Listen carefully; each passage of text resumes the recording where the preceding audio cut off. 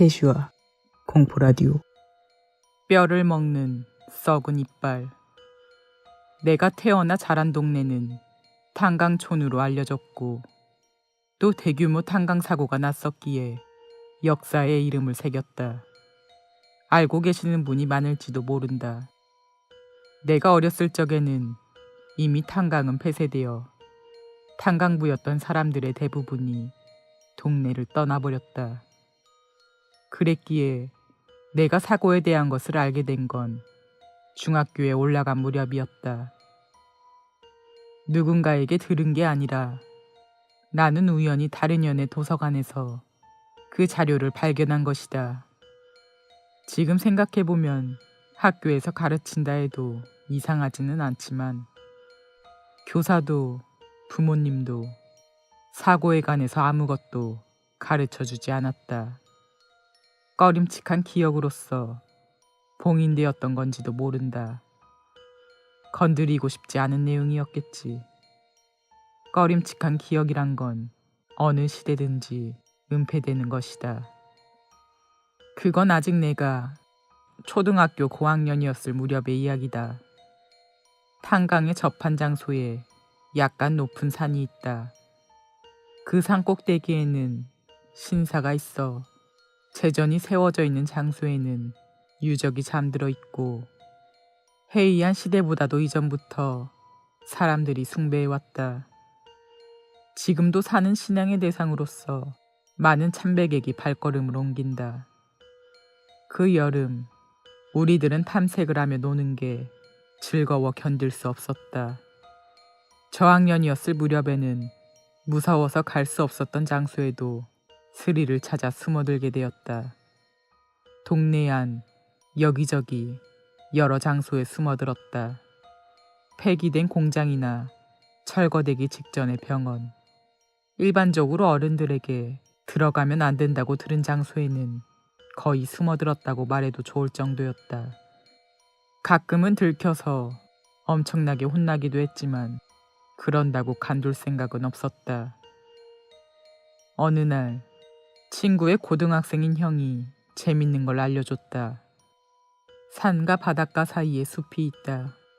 그 숲 안에서는 요괴가 나온다는 것이다. 물론 우리들은 바로 준비를 하고 그 요괴가 나온다는 숲으로 가기로 했다. 나와 A와 B 3명이서 그 숲을 탐색하자고 한 것이다. 그러나 형이 가르쳐준 장소로 가보니 거기는 탄강 부지내라서 철책이 만들어져 있고 관계자외 출입금지 간판이 세워져 있었다. 게다가 철조망이 쳐져 있어서 타고 넘어갈 수도 없다. 우리들의 기억이 맞다면 그 철책보다 건너편에는 아주 조그마한 숲이 있을 뿐이고 그 건너편에는 바다로 되어 있을 터였다. 위험한 장소 따위가 있을 거라 생각할 수 없었다. 그러나 철책을 타고 넘는 건 무리다. 그렇게 생각하고 집으로 가려 한 그때 A가 철책이 조금 부서져 있는 곳을 발견했다. 작은 틈이었지만 어른이 아니라면 지나갈 수 있을 것이다. 이왕 여기까지 왔으니까 요괴를 찾아내자. 우리들은 그렇게 틈에서 철책 안으로 숨어들어 숲의 안쪽으로 걷기 시작했다.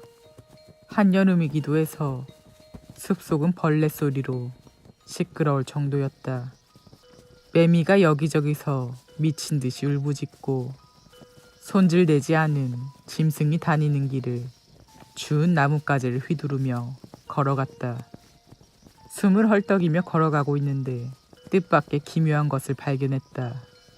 그건 신사등에서 자주 볼 수 있는 하얀 종이를 잘라 늘어놓은 것이었고 그게 여기저기 나뭇가지에서 나뭇가지로 걸려있다.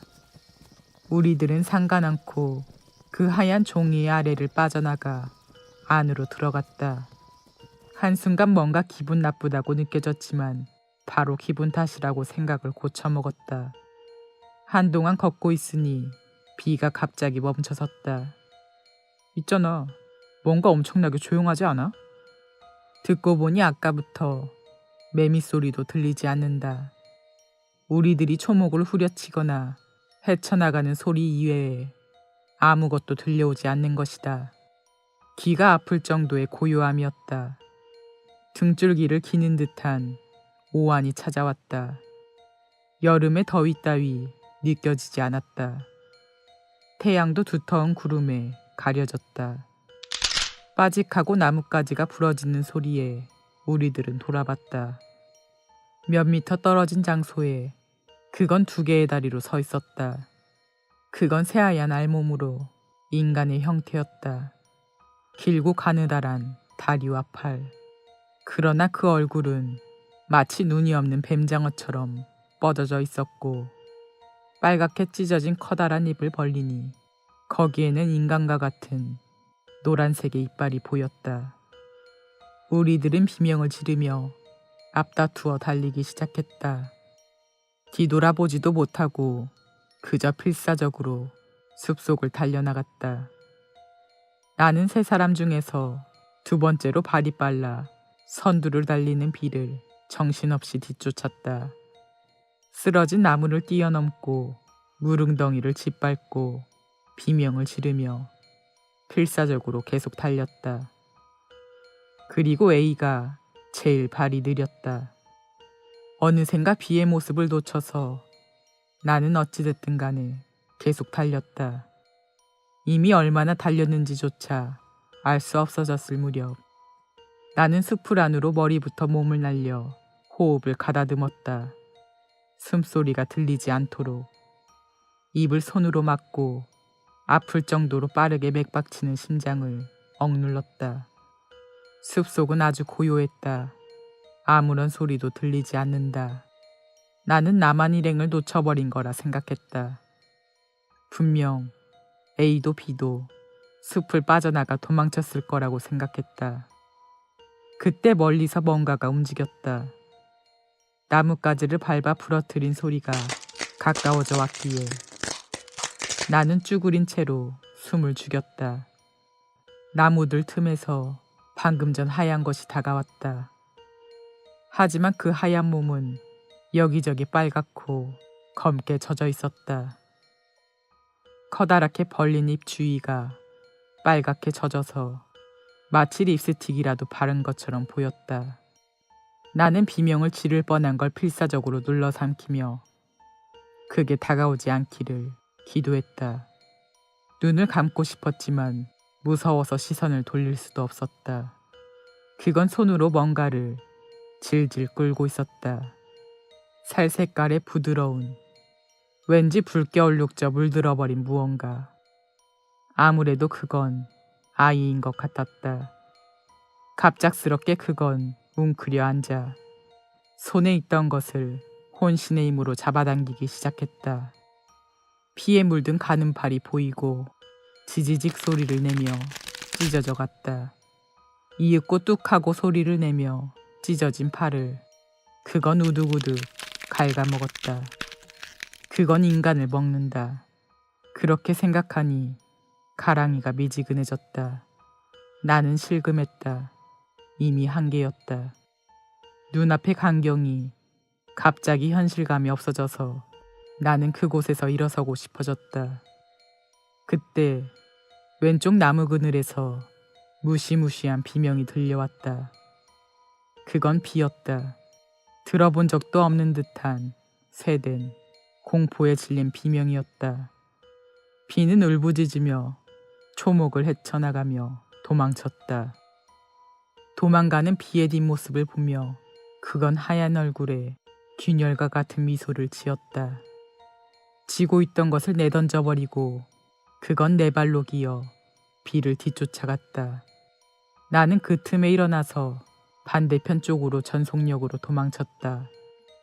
뒤돌아보는 것도 비명을 지르는 것도 못하고 오로지 계속 달렸다. 머지않아 숲을 빠져나오니 거기는 해변 같은 장소여서 방파제가 끝없이 저 멀리까지 이어지고 있었다. 하지만 거기에는 끝없이 펼쳐진 무덤이 늘어서 있었다. 낡은 손질되지 않은 묘비가 마치 숲처럼 줄지어서 있었다. 그 엄청난 수에 나는 겁이 나서 그것들의 사이를 빠져나와 해변 쪽으로 나왔다. 썰물로 바닷물은 거의 없다. 나는 작정하고 그곳에서 뛰어내렸다. 키의 3배 정도의 높이였지만 전혀 무섭다는 생각이 들지 않았다. 아래가 갯벌이기도 해서 발목이 조금 다친 것으로 끝났다. 나는 숨을 죽인 채 갯벌을 걸어서 도망쳤다. 방향도 아무것도 몰랐지만 어쨌든 그 장소를 떠나고 싶다는 일념 하나뿐이었다. 나는 친구들을 버린 것이다. 그 뒤로 나는 항구로 나왔고 더 이상 걸을 수 없어 주저앉아 있는 걸 본 지나가던 어른이 도와주었다. 이때 나는 말을 할 수 없었던 모양이다. 모양이라고 한 건 내 자신은 거의 기억하지 못하기 때문이다. 마음이 무뎌져 아무것도 느끼지 못했던 거라고 생각한다. 나는 바로 병원에 실려가 부모님이 바로 와주셨다. 부모님은 내가 A와 B와 3명이서 낮부터 놀러간 것을 알고 있었기에 바로 A와 B가 행방불명이 되었다는 게 분명해졌다. A와 B는 집에 돌아오지 않았던 것이다. 나는 A와 B에 대해서 말하려 했지만 제대로 알릴 수가 없었다. 간신히 장소에 대해서 말할 수는 있었지만 그 순간 어른들의 안색이 변했다. 너 그 철책을 넘어서 안에 들어갔냐? 아버지가 지금까지 한 번도 본 적 없는 표정으로 말했기에 나는 겁이 나서 어쩔 줄 몰랐다. 그리고 다른 어른들이 들어오기 전에 얼굴을 몇 번이나 맞았다. 어머니가 말리러 들어왔지만 그래도 코뼈에 금이 갈 정도로 세게 맞았다. 무슨 짓을 한 거냐 너는? 큰 소리 친 후 아버지는 A와 B의 부모님에게 엎드려 사죄했다. 나는 이미 아무것도 이해할 수 없었다. 그 뒤로 바로 어른들이 수색하러 산으로 들어가 세밀하게 수색을 벌였다. B는 숲의 숲을 속에서 떨고 있는 게 발견되어 구출됐지만 아무리 찾아도 A는 발견되지 않았다. 단서는 아무것도 없었다고 한다. 구출된 B는 무엇을 물어봐도 답하지 않았고 초점이 맞지 않는 눈으로 멍하니 있을 뿐이어서 어지간히 무서운 일을 당한 것 같다고 의사가 진단했다. 나와 B는 같은 시민병원에 입원했지만 그날 밤 사이에 B는 죽었다. 병실에서 자신의 왼쪽 손을 물어 뜯었다고 한다. 단 하루 만에 친구 2명을 잃은 나에게 그 사람이 찾아왔다. 그 사람은 아무런 소개도 하지 않은 채 그저 생글생글 웃고 있는 중년의 남자였다. 시원찮은 슈트를 입고 내 병실로 찾아와서 나에게 기묘한 말을 했다. 너는 아무것도 못 봤어. 그렇지? 나는 놀라서 내가 본 것을 전부 말하려 했다. 하지만 그 사람은 당혹스러운 표정을 지으며 웃는다. 너는 아무것도 못 봤어. 그렇지? 방금 전과 토시 하나 안 틀리고 같은 말을 했다. 그 철책도 넘어가지 않았어. 네 친구는 딴 곳으로 전학 갔어. 그런 것뿐이야. 그런 기묘한 말을 하고 병실을 떠나갔다. 태어나니 나에게 아무 일도 없었던 것처럼 대했다. 마침 감기가 도져서 조금 입원했을 뿐이라는 태도였다. 그렇게나 마구 큰 소리쳤던 아버지도 아무 일도 없었던 것처럼 대했고 어머니도 평소와 다름없었다. 나는 바로 A와 B의 집으로 가봤지만 어찌 된 건지 두 집 다 빈집이 되어 있었다. 당황해서 다른 친구에게 전화를 해보니 두 사람 다 전학 갔다고 말했다. 나는 어쩐지 무서워져서 아버지와 어머니에게 캐물었지만 두 사람 다 전혀 상대해주지 않았다. 무슨 소리라는 거야 너는? 바보 같은 소리 말고 공부하렴. 마치 내가 혼자서 악몽이라도 꾼 것 같았다. 하지만 나는 확실히 이 눈으로 그걸 봤다. 그건 절대로 꿈 따위가 아니다. 나는 신문이나 텔레비전에서 여러 가지 조사해봤지만 어디에도 그런 사건은 실려 있지 않았다. 나는 작정하고 그 철책이 있던 곳으로 가기로 했다. 가보니 그 철책은 없어져 있었다. 정확히는 공사가 시작돼서 가까이 갈 수 없었다. 공사하고 있는 사람에게 뭘 만들고 있는 거예요? 라고 물어보니 엄청나게 무서운 표정으로 애들은 몰라도 된다 라고 하며 노려보았다. 이윽고 그곳에는 좋기 2미터를 넘는 금속담이 온통 둘러쳐져서 들어가기는커녕 아무도 안을 들여다볼 수도 없게 되었다. 나는 왠지 무서움을 느끼고 그 뒤로 계속 이 일을 마음속에 묻어두었다. 그 다음에 나는 부모님의 직장 문제로 옆마을로 이사했다. 거기서 중학교에 입학하고 탄광 사고 기록을 읽었다. 나는 내가 태어나 자란 마을에 대해서 하나도 아는 게 없었다. 그 해의 여름, 새로운 친구와 사건이 있었던 산꼭대기에 있는 신사축제에 갔다. 그날은 마침 10년에 한 번 있는 기이한 축제가 벌어지는 날이라 사람들은 그걸 한번 보려고 옆마을에서 찾아왔다. 제사가 거행되는 도중 본전 안에서 가면을 쓰고 나온 남자를 본 나는 할 말을 잃었다. 등을 기는 듯한 공포에 등골이 떨려서 눈조차 깜빡일 수 없었다. 남자는 분으로 온몸을 하얗게 칠하고 뱀장어 같은 것을 쓰고 있었다. 그리고 사람들 속을 네 발로 기어서 뛰어오르는 것처럼 나아가며 부지를 누비고 그렇게 그 숲 쪽으로 향해서 가는 것이다. 구경꾼들이 카메라를 들고 그쪽으로 이동하는 와중에 나는 꼼짝할 수 없었고 그 자리에서 못 박혀 있었다. 지금부터 그 숲에서 무엇을 행하는 걸까? 그걸 상상하는 게 무서웠다.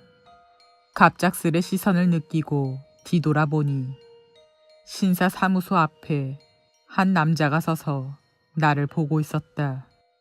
병원을 방문했던 남자였다. 신감 복장을 한 남자는 나를 보고 균열이 간 듯한 미소를 지었다.